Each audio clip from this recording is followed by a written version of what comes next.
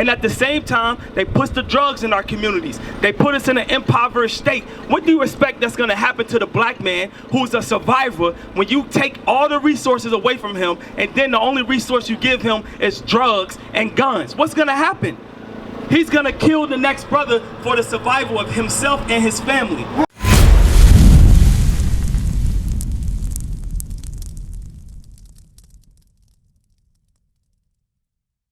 All the way through, call us. We'll do that with you. But right now, it's not the time for that. Now give me verse 41. Read. Deuteronomy chapter 28, verse 41. Bring it out. Thou shalt beget sons and daughters. So God said his people will beget or bring forth sons and daughters. Read. But thou shalt not enjoy them. Our people won't enjoy their sons and daughters. Why? For they shall go into captivity. We will be enslaved for one, or we will be hid in prison houses like today. All right, our homes will be broken. Okay, that's a condition of our people. Give me verse 32. Deuteronomy chapter 28, verse 32. Bring it out. Thy sons and thy daughters shall be given unto another people. Whose sons and daughters were given unto another people? Ours were, right? They were given. We were taken from the west coast of Africa. Our parents resided over there. They just wanted our kids. Why? Because they were going to start young. If you can get to them while they're young, you can control their minds. That's why our communities are what? Destroyed with rap music. Disrespecting the black woman, disrespecting the Negro. When you look at the movies that portray our people, we're drug dealers, y'all prostitutes, y'all whores, right? And then when it comes to the structure of the black family, right? You see, what's the movie Claudine? About welfare. That's it. That's Claudine. it. Yep. Claudine, right? Back in the 80s, you will see the movie where the welfare woman will come into the home, and what's she doing? She hiding everything. She don't want them to know that she got a man in the house that's providing for her. That's the only way that she'll get the benefits of the government. All these were traps to destroy our houses. And at the same time, they push the drugs in our communities. They put us in an impoverished state. What do you expect that's going to happen to the black man who's a survivor when you take all the resources away from him and then the only resource you give him is drugs and guns? What's going to happen? He's going to kill the next brother for the survival of himself and his family. That's what's going to happen. That's why the gang Crips, right, and Bloods, they didn't start out on that path. Those were organizations established in the black community to help our people. But when the government infiltrated, what happened? They said, listen, here's a pack, push this. Here's the guns. This is how you defend yourself. And then you started to see it in movies. And then we what? We started portraying it in our communities. And now we killing each other. Now we hating our women. We not marrying them no more. We impregnating them and we leaving them. That's because we've been destroyed as a people. But God said our sons and daughters will be given to another people. All right? And those other people, what would they do? And thine eyes shall look and fail with longing for them all the day long. Our eyes, we will cry. We can't get our kids back. Can you imagine someone taking your 2 kids, taking your siblings, right? Imagine the emotion and turmoil. And what would happen to the black man if he tried to defend his wife? They would castrate us. They would put us in a hot box. They would take all dignity and beat us, like the Levi jeans, right? When you look at the logo on the Levi jeans, right? You see the pants, right? But you see the horse carriages on each leg. Where do you think they got that from? That's what they used to do to us. The men that spoke up for the women, that stood up against the way we were treated as people, they would tar and feather us. And then they would smack the horses on the ass and they would split us clean apart. They would buck break us. Give me Amos. Or Joel 3, sorry, Joel 3. This is what happened to our people. God said we would go, our sons and daughters will be given into another people, right? Our eyes will fail with longing for them all the day long, okay? Read. Yep, give me verse 3. Joel chapter 3, verse 3. And they have cast lots for my people. God says the other nations have cast lots for my people. This is what casting lots look like, all right? They will have us on auction blocks. 2,000 sold to Master Charles in Virginia. 5,000 souls to Master Williams in Florida. They would split up our families. Read. and have given a boy for an harlot. So the boy for a harlot, right? You heard of breeding farms? They used to, the bucks, the big strong. Just imagine your LeBron James, the big athletes, right? Back in the day, they were your bucks. They were the ones that were breeding all the kids. Like the term mother effer. You know where that came from? They would put the bag over the man's head, put him in a room, push a woman inside of it, and the odds are it's his mother. And guess what he will be doing? He will be effing his mother, mother effer. That's where it come from. We use these words ignorantly as a people today, not knowing that they were derived or originated from the destruction and misuse of our people during the time of our enslavement. All right, read.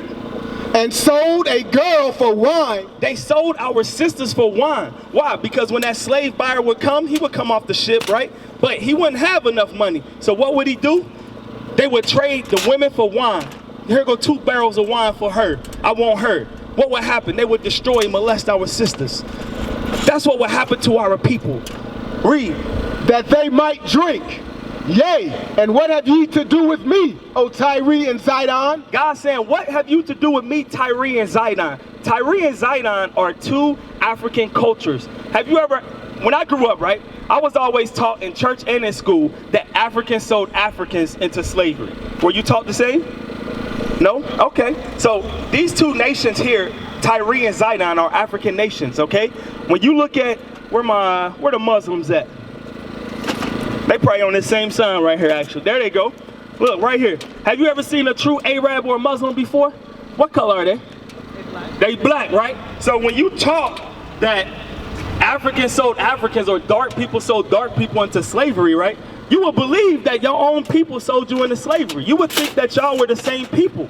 But God says, no, there's a distinction between the Africans or the Egyptians and my people. And those people, God says, what? Yea, and what have ye to do with me, O Tyre and Zidon, and all the coast of Palestine? Palestine is where the Arabs reside. That's who are in the land of Palestine today. Read. Will ye render me a recompense? And if ye recompense me, swiftly and speedily will I return your recompense upon your own head. God says, well, are you trying to pay me back? If you're trying to pay me back, I'm going to judge you quickly and speedily. Why? Because the Africans sold us to the Caucasians. They're the ones, before we were indoctrinated through the transatlantic slave trade, went across that middle passage, there was the sub-Saharan slave trade. That's why our brothers and sisters in Africa who resided back, they are Muslims today. Read. Because ye have taken my silver and my gold, and have carried into your temples my goodly pleasant things. So they took our gold, they took our wealth and everything. Watch this, Tanasha. The children also of Judah. The children of Judah, which would be the African Americans, the West Indians, the Haitians. Read. And the children of Jerusalem. And the children of Jerusalem would be the other tribes, all right, the Hispanics, the Native Americans. What did these African nations do? Have ye sold unto the Grecians. Hold on, who did they sell us to? Unto the Grecians. Who are the Grecians? Have you ever heard of Alexander the Greek? You never heard of the Greek society? You heard of the Roman society?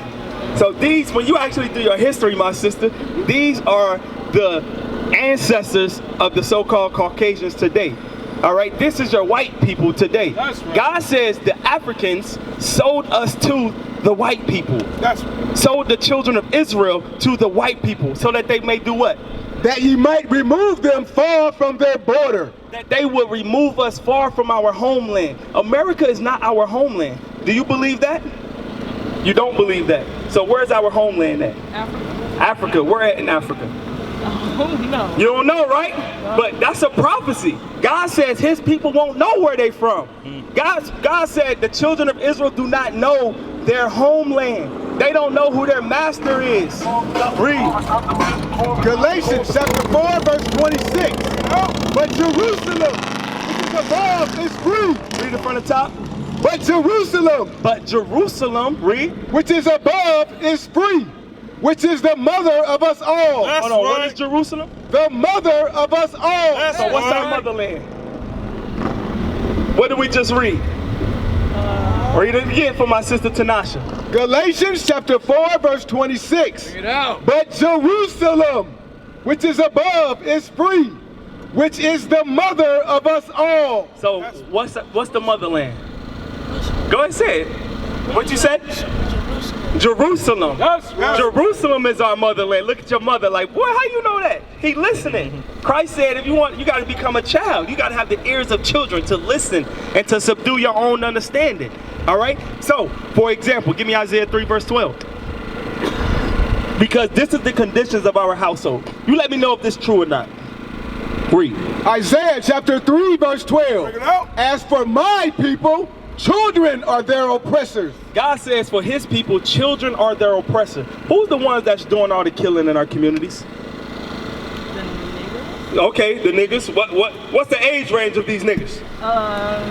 They like 16. 16, 14, right? They are the ones that's oppressing us. They're the reason why our grandmothers and grandfathers don't want to come outside after 6 o'clock. They used to chill on the porches.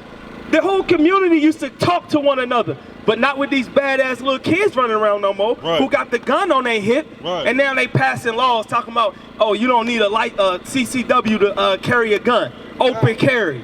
They setting us up for failure. Teach y'all. Our people get guns for free. The only way a cop gonna know if that gun is legal or not, if they literally pull every single Negro over and say, run your name, what's your name?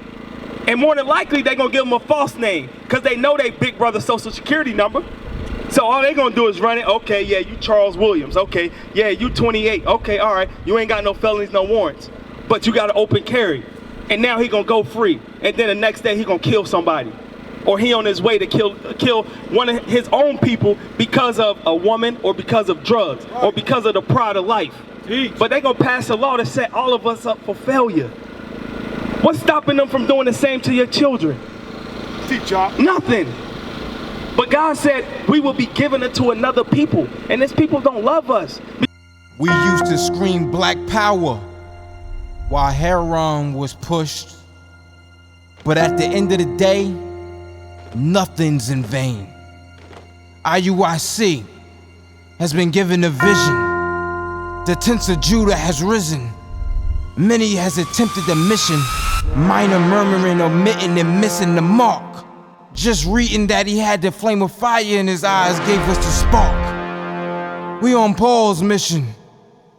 We out on the road, purple and gold, from Mexico, Cuba, Haiti, Ghana, Sierra Leone.